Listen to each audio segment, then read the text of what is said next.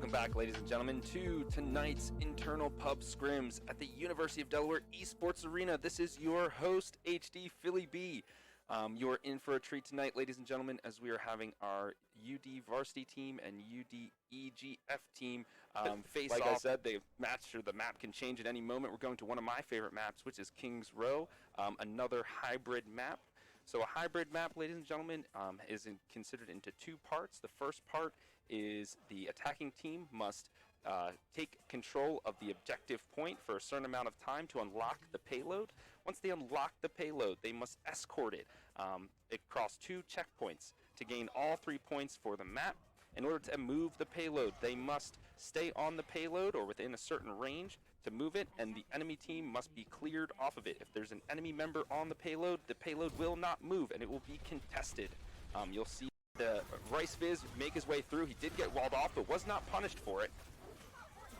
And likewise, on the return, Milk does some walling off of his own and gets caught, catches out Moonluck and takes him down. That's a quick advantage for Red Team. They're going to try to capitalize that as best they can. They move forward. They use the lamp to try to create some more space, which they do effectively. Blue Team says, hey, 2 guys down is enough. We'll back off. Our defense was cracked super easily. We need to readjust and try to take it on the streets phase. An easy point for Team Red. They knew exactly what they were trying to do, and they did it successfully. 5 minutes and 40 seconds on the clock is a massive time bank to make it through the next 2 points. Let's see if they'll be able to use this time effectively to put some real pressure on Blue Team and make them have to work for it on their attacking end. Bingus, he goes into the back line. Amount to anything as the counter ults come in from Blue Team. The Diva Bomb creates just enough space to thwart off the attack and picks off one in the end. HTF also getting a cleanup kill using the Deadeye, furthering or halting any further advance from the Red Team. Hyper decides he wants to take some space. He uses the hammer, all of that damage to push the folks back, but he goes a little too far. The wall from Milk prevents him from backing up to his team, and the line of sight healing from the Baptiste, which is where the majority of his healing will come from, and he was taken down. Wano's got a lot of work to do as a lot of people have their health in critical. He puts down the lamp to buy himself extra time, is not able to do it, and gets himself caught in the process with the hammer down from RiceViz. RiceViz, putting the team on his back, decides, all right, enough is enough. I got the hammer down, I got 4 people, I'm going for a pin, and I'm pushing everybody back. They had of 6 minutes is now dwindled down significantly. They have 2 minutes and 30 seconds on the clock. No significant ultimates in the bank just yet. I know Dingus the Bingus, he'll be able to get his Dragon Blade up quickly, but without a support ultimate to combo with it, he'll be dead in the water. Meanwhile, Blue Team, on the other hand, who is on the defense, has 4 ultimates in the bank. A number of defensive ones is that, with the Diva Self-Destruct and the Mei Blizzard. Great zoning ults to prevent any pushing and advancing from the Red Team. Dingus the Bingus goes in. He tries to find 1, tries to find 2, finds nothing as the Diva Bomb pushes him into the side room with the health pack. He's going to try to reposition himself here, get to the high ground, see if he can pick off any of those backliners. And he himself gets sniped by HTF. We didn't even see him on the screen. He must be hiding, sneaking around somewhere. RiceViz, he gets the nano boost. He looks to move in positioning, but HTF again with the defensive zoning ult of the Deadeye. The wall was not there from Milk to prevent it, so they weren't able to push in, but they're going to try now. Moonluck puts up the ice wall, blocks the Diva Bomb from Turtle Caption. Now the excellent sound barrier from Burnout. He decides to give his team a little bit of extra durability as they try to find 1 pick. They find nothing yet, and they get RiceViz down on the other side. There's Bingus the Dingus. He finds somebody in the back line. Wano's down. That's the majority of the healing on the Blue Team. This is the go button for Red. Oh, but Hyper, he finds the excellent Earth Shatter underneath the cart, gets the back line down. There's no healing coming forward. Can he find a pick off of it? He can, as Mate 12 goes in to clean up any of the stragglers.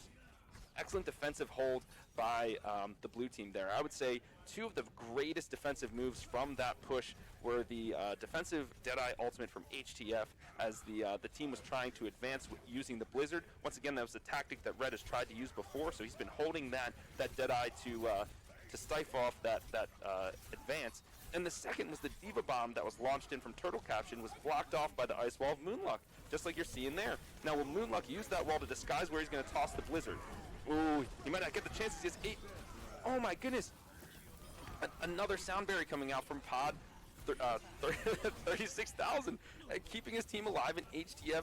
What is the? I need to know his ultimate charge up time, because that man is ridiculous. There was no time on the clock. He's getting an ultimate every minute and a half, it seems like. I don't think Red will be able. They're switching over to the stall champions, and they're not able to get to the point in time. They will end with 57.48 meters on the board and 2 points in the score bank.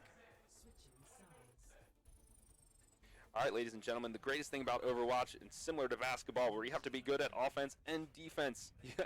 So here we go. We're switching sides now. Red team will be on defense, and blue team will be on the offense. Let's see if blue team, they have their goal set. They know where they have to push the payload. There will be the golden box on the map. You can see it right there. That's the payload. They have to push it past this point. If they do, they win the game. Look at that payload. Very nice.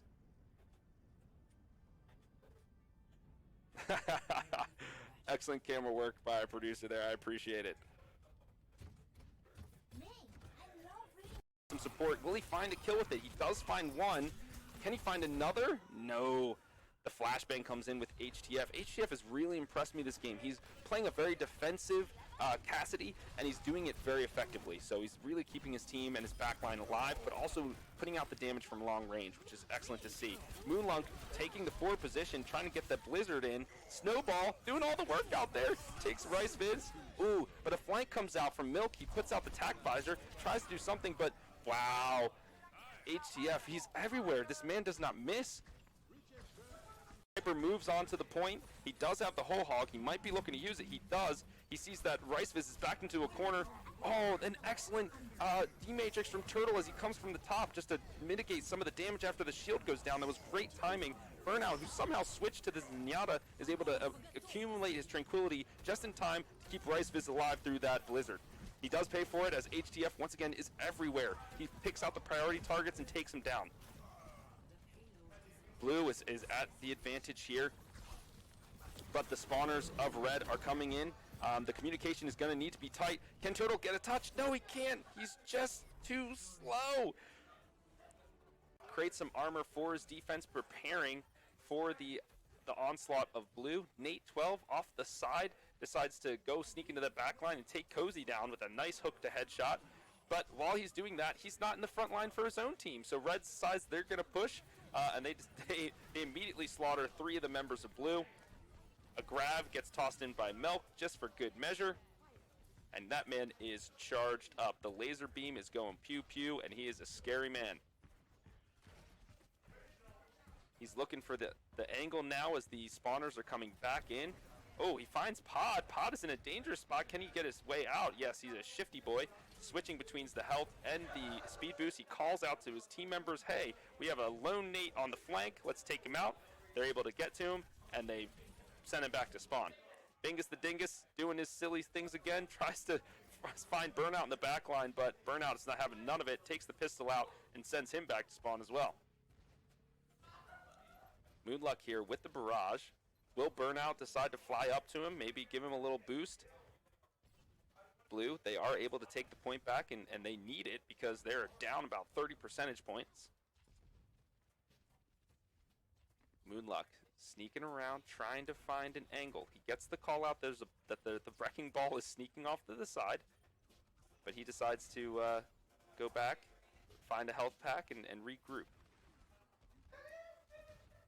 Moonluck, probing, prodding, taking the attention away from the ground troops, right? Those rockets do an incredible amount of damage. So as you're looking up to the sky to see where those shots are coming from, you have a Roadhog lumbering around, tossing in the hook, picking off one of your valuable members, and then you're down 1, and you don't even know how it happened. So an excellent strategy coming out from blue team, and they're making the most of it. They're now in the lead in terms of percentage points, but Red is on the point.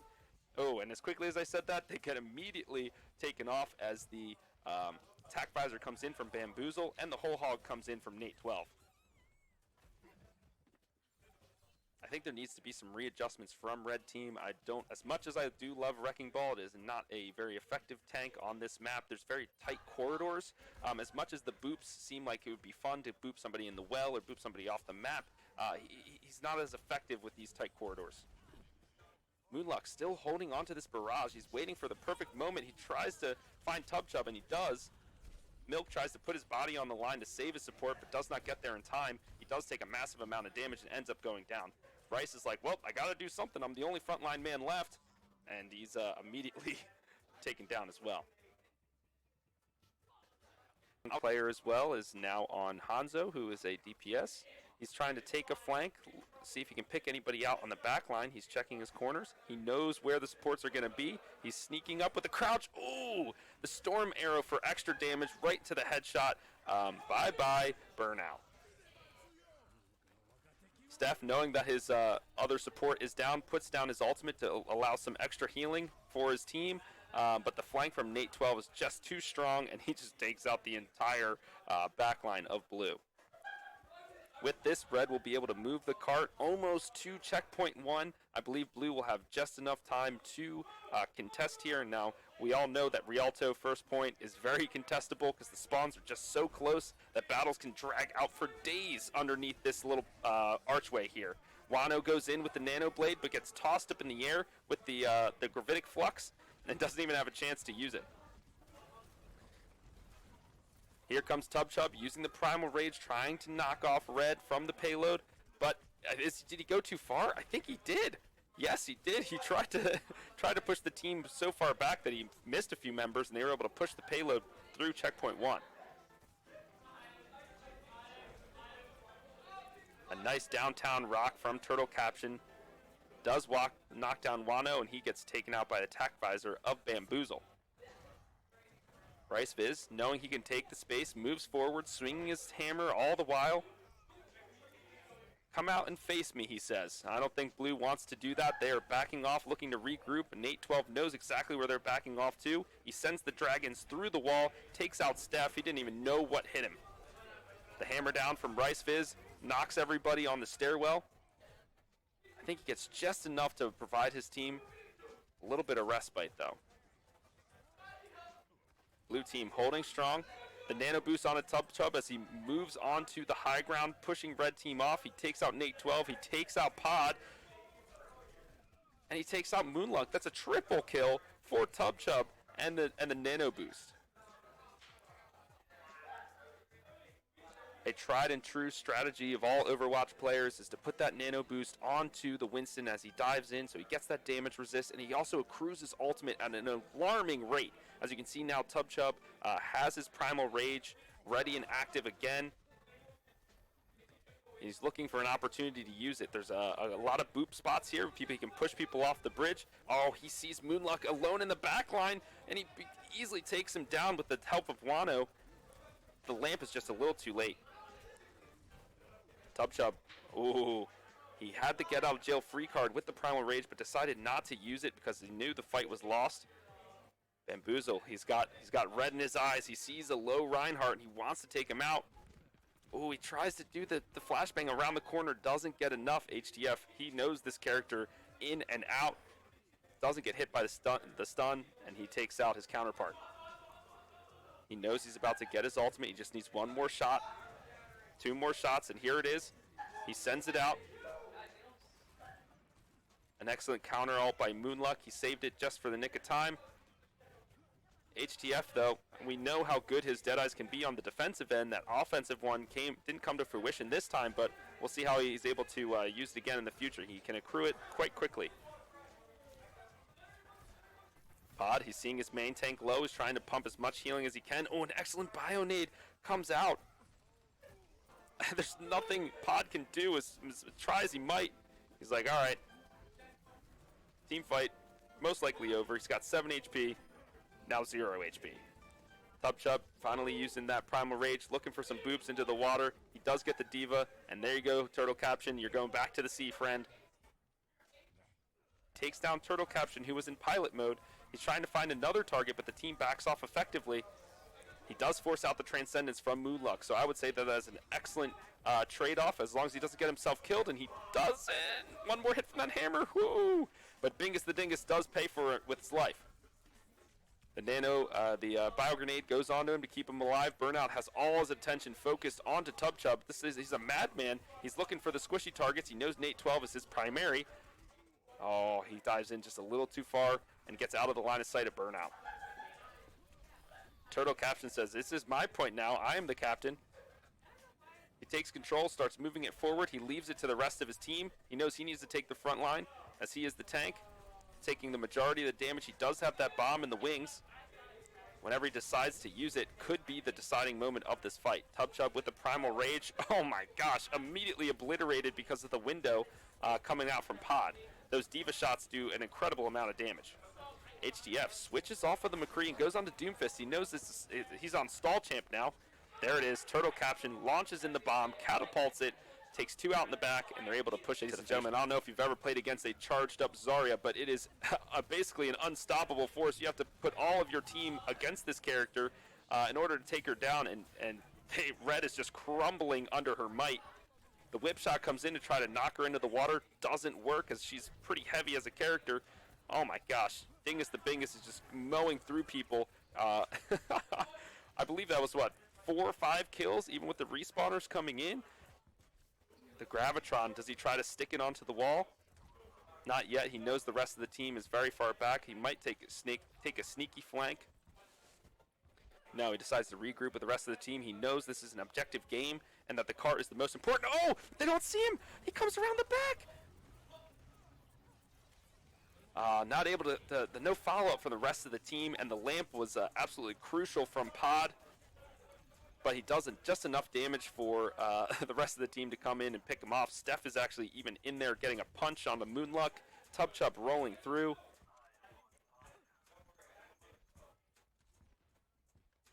Of the red team, moving in and out, up and down. He's so hard to hit, moving so skillfully, hitting all of those shots. Can he be taken down here? No, he gets the shield just in time, is able to back out. The tank rotation from Dingus and TubChub is absolutely immaculate right now, as one is taking the brunt of the damage, goes off, gets a healing, the other one moves in front. Look at that rotation right there. Excellently done. Red team, though, they're not out of this yet. They're